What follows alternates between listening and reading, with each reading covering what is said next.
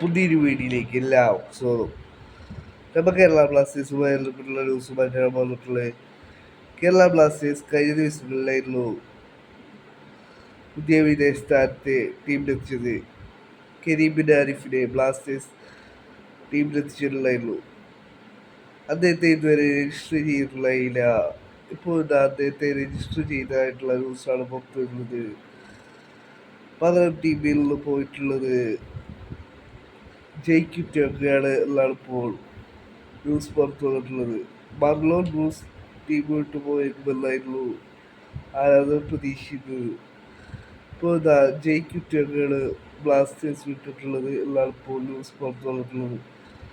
ജയിക്കിറ്റൊക്കെ ബ്ലാസ്റ്റേഴ്സിന് വേണ്ടി വളരെ കുറഞ്ഞ മത്സരങ്ങളായിരുന്നു ഈ ഒരു സീസണിൽ കളിച്ചത്. ഇപ്പോൾ അദ്ദേഹത്തെ രജിസ്റ്റർ ചെയ്തതായിട്ടാണ് ഇപ്പോൾ ന്യൂസ് പുറത്തു വന്നിട്ടുള്ളത്. ഇനിയൊരു വിദേശ താരം കൂടി ബ്ലാസ്റ്റേഴ്സിലേക്ക് വരുമെന്നുള്ളത് മാർക്കസ് മെർവിനാവോ കൺഫേം ചെയ്തിരുന്നു. അടുത്ത മത്സരത്തിന് മുമ്പ് ആ താരത്തിന്റെ ഒഫീഷ്യൽ അനൗൺസ്മെന്റ് വരുമെന്നായിരുന്നു മാർക്കസ് മെർവിനാവോ കഴിഞ്ഞ ദിവസം റിപ്പോർട്ട് പുറത്തുവിട്ടത്. ആ താരം വരുമ്പോൾ മർലോൺ ബ്രൂസ് ടീം വിട്ടു പോകുമെന്നാണ് ആരാധകർ പ്രതീക്ഷിക്കുന്നത്.